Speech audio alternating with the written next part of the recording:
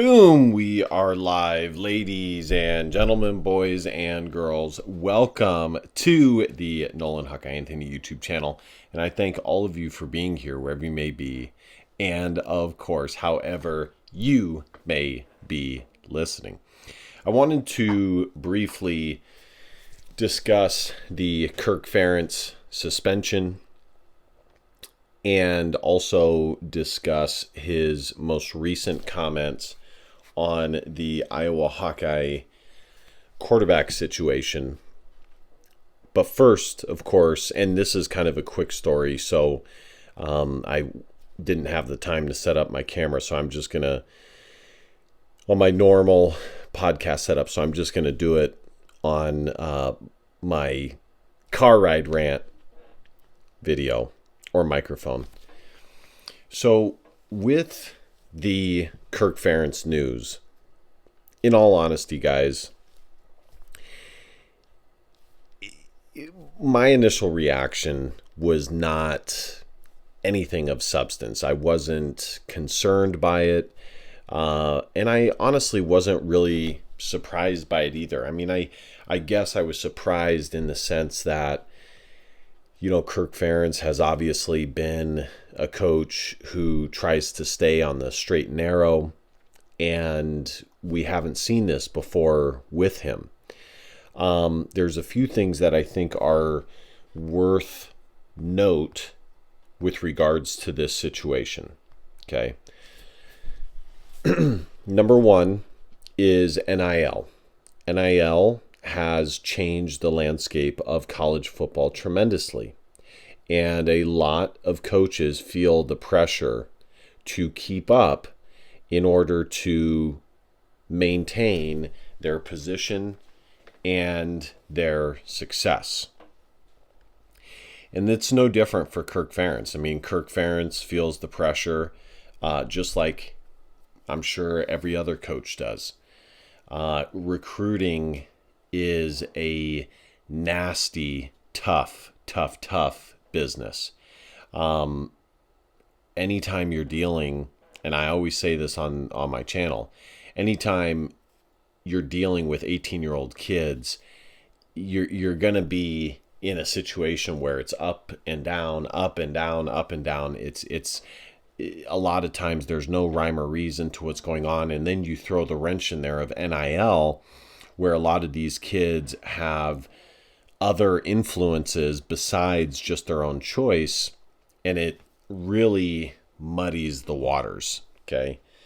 So I think that is an important thing to mention, is that pretty much as soon as NIL became a thing, Kirk Ferentz, as far as what we can see right now with the timeline, this is when these mistakes and errors were made. We have the Caden Proctor situation, which was a self-imposed fine. And then, of course, now we have the Cade McNamara situation. How much Kirk Ferentz was involved with both, you know, we're not going to know until this situation is deemed taken care of by the NCAA to know for sure. And that brings me to another aspect that I think is worth note, is the NCAA as a committee is a dying organization. And you commonly hear Kirk Ferentz mentioning how there needs to be a governing body because the current setup is not working. In other words, the NCAA is not sufficient. It is not doing what it needs to do in order to properly take care of this situation. And so what that tells me is that the NCAA really is not respected. And a lot of these coaches, when weighing the pros and the cons of everything, I think they see it far more advantageous for them to do what is necessary to secure the commitment of a player,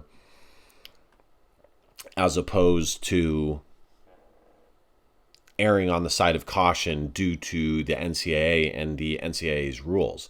There's a lot of people, a lot of media members, many other things that believe that the NCAA is out of date. It's out of touch. It's out of date, and really shouldn't apply to FBS football, Power 4 football specifically, and Power 4 basketball. So nonetheless, the NCAA obviously still exists, but how that's going to look moving forward and how important of a role the NCAA plays and how universities and collegiate coaches go about things remains to be seen. Because a lot of these institutions, especially these bigger institutions, Power 4 level schools, are so infinitely more profitable that they really don't take the opinion of the NCAA very seriously. So that's number two. The third thing I think that's important to note is, by the way, guys, obviously I'm not as animated. I'm recording this at nighttime, so I kind of want to not be so loud. But the third thing I think that is important with this is the emergence of Beth Gates, or Goetz. I always forget how to say her last name. As you guys know, I'm not the best at last names. And how much of a role she has played in all of this, I don't know. She seems to be wanting to get her hands all over the athletic department. That's what it seems like to me. And there's been some things that she's done thus far that I have been in support of, including NIL and getting the fans involved and getting the Swarm Collective involved. But time will tell how successful she is or is not. So how much of an impact she has played in, Iowa basically self-imposing these violations, who knows? It sounds like the NCAA was looking into the matter regardless. So even if Iowa wanted to keep this quiet, I'm not sure that they could. So in the end, it might be a moot point regarding Beth Gates and how influential she is or not. In the grand scheme of things, guys, it's really not that important. My biggest thought, and this is probably the main thing that I wanted to convey in this video, is Kirk Ferentz is getting a little naughty in his later years in his adherence to rules. And he seems to be much more willing in the latter part of his career to throw the rule book to the side in favor of doing what could possibly be beneficial for his program. And I got to tell you, I understand it, because if you are in Kirk Ferentz's perspective and you know that you're in your last 5 to 10 years max, wouldn't you be much more willing to take risks, to take advantage of certain opportunities that might present itself? Because if you're Kirk Ferentz, you're like, well, shoot, I'm not going to be coaching here forever, and I want to win as many games as possible. And a part of winning as many games as possible is having the most talented team possible. Now, at the same time, I would also say that Kirk Ferentz should be trying to keep the University of Iowa in a good image and trying to have a good image conveyed.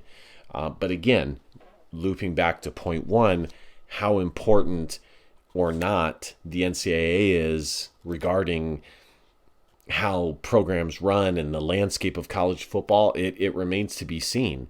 The number one thing that you guys need to understand as college football fans and as Iowa fans is that college football and college basketball, especially for the Power Four conferences, is in the wild, wild west. They are in new territory, and we are at the beginning part rather than the ending part of how this is all going to shake out and work out, and what's going to be the ending point and the ending results of all of this. So, but nonetheless, he's gotten a little naughty with the rules, and more power to him. In the grand scheme of things, if all he gets out of this is a 1-game suspension, and all John Budemeyer gets out of this is a 1-game suspension, it's really not that big of a deal. Now, I will say, I do find it very interesting. I was listening to a 247 Sports clip. Hold on. I was listening to a 247 Sports clip, and it said, David Eichholt said that it's likely that Seth Wallace will be the head coach. I had to get my condenser here. It's likely that Seth Wallace is going to be the head coach, and literally will, because during the offseason he was promoted to the assistant head coach. Now, I thought that might be something that is just kind of like a title attached to his pay raise, but in actuality, all the coaches are viewed the same, and any one of them could possibly be the next head coach of Iowa. But it looks like, it really does look like Kirk Ferentz is gearing up to have Seth Wallace be his replacement, or at the very least, be in super high contention to be the replacement when all is said and done. So that's going to be interesting to see is how Seth Wallace goes about his first game. Does he totally make it his own thing and do his own thing, or does he continue with the more conservative approach and just try to win by the skin of their teeth? By good, sound, defensive and punting football. So that will be interesting to see. But Seth Wallace is far more respected than maybe I had anticipated. I knew he was a good coach, and I knew he had some respect. But it sounds like from the reports, Seth Wallace could have potentially gotten head coaching jobs at other Big Ten schools. Now, I personally don't believe that that's true, because I think he would have jumped on a head coaching position within the Big Ten had he been offered. Because to me, no matter how you slice it, even if you're getting paid comparably, you cannot. There are some titles and some positions that you just have to take, that you cannot, you can't replicate. Assistant head coach does not sound anywhere near as being the legitimate head coach of, even if it is a smaller school like a Rutgers or an Illinois or something like that. I mean, they're still Big Ten institutions. So I don't think that that's true. I think it is certainly possible that he had defensive coordinator positions available, but I don't think he had head coaching positions available. But I could be wrong. Ultimately, he's the one taking the interviews, and he's the one that would know far better about what his job marketability really was. So that will be interesting to see, and it is very interesting to me because I did a video a while back giving my pecking order of who I ranked all the coaches and possible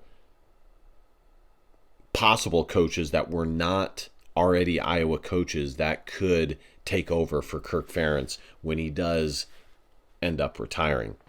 And I had Seth Wallace high, but I didn't have him as high as he is currently from what we are seeing with Kirk Ferentz and his elevation to assistant head coach. All right, the last thing, guys, is the coaching situation. So I'm just going to read this to you guys. During the media availability on Thursday, Ferentz also addressed the quarterback situation. There has been chatter throughout fall camp about Cade McNamara and Brendan Sullivan competing for the starting quarterback job. There is still a week of practice to go before the season opener, but Ferentz made it clear what the pecking order is as of today with the quarterback room. And here is Kirk Ferentz's quote.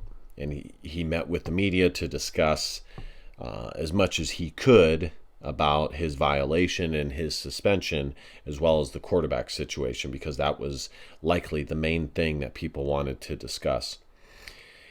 Quote, if we were playing tomorrow, Cade would be 1, Brendan would be 2, Marco would be 3. So my reaction to that, guys, is I'm not surprised. I have been telling you guys that this would be the case. I know the Iowa media tried to get you guys all stirred up. And it's not to say that Brendan may not win the job later in the season.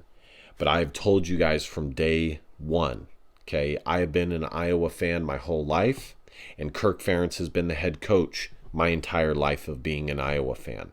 I know that I was conscious of Iowa football. Obviously there were a few years where it was Hayden Fry, but I wasn't even aware of what Iowa football was. But I know how Kirk Ferentz is. I know how he operates. And you add this recruiting violation to the mix, you really think that Kirk Ferentz is not going to try and have everything that he has put in to Cade McNamara return to him? Do you really think that he's not going to try and have a return on investment? Do you really think that Iowa is not going to have a return on investment? They are. Now, where trying to win games and return on investment intersect is the question. And that's like a main thing with NIL that a lot of schools are going to be weighing and thinking about is how long do I start this kid? How long do I give this kid the benefit of the doubt because of the massive NIL deal that we've given them when we clearly have a better option behind him? And this is the new Wild West of college football that I'm talking about. It is not the same old, same old. College football is much, especially in Power 4, is much closer to the NFL than it is to college football of the 1980s or 1970s, okay? A lot of these programs are viewing things like an NFL franchise, okay? So I'm not surprised by this at all. I've been telling you guys from day one that Cade McNamara was going to be the starter for Iowa week 1, and that's going to be the case. Cade McNamara will be given the keys to the offense until he proves otherwise and Iowa is being so detrimentally hurt that they have to move off of him and go with somebody else. Otherwise, he's going to be the starter. That's just the way Kirk Ferentz is. I mean, Kirk Ferentz does not make changes at the quarterback position unless he has to. He is not a risk taker for the most part. I mean, these violations aside, but as far as him being a coach, Kirk Ferentz is not a risk taker. He's going to go with the person who he is more familiar with, and he's going to try and fit the square peg into the round hole until it is so obviously not working, and otherwise keeping that quarterback in is going to risk his job security. Otherwise, he's going to keep that quarterback in there. So like I said, guys, I'm not surprised by it, and that's how it's going to be moving forward. So I just don't want you guys to get your hopes up about Brendan Sullivan being the starting quarterback. Guys, it's not going to happen unless Cade McNamara just totally lays an egg, which is certainly possible. But that is the only way he's going to become a starter. All right, guys, thank you guys so much for watching. Be sure to smash that subscribe button. Thank you guys so much. I appreciate all you guys do in supporting the channel. Like, comment. You guys know the drill. And last but not least, DBAP, don't be a pussy willow and facts your feelings, because your feelings just don't matter. Love you guys. See you guys next time. Go Hawks. Bye-bye.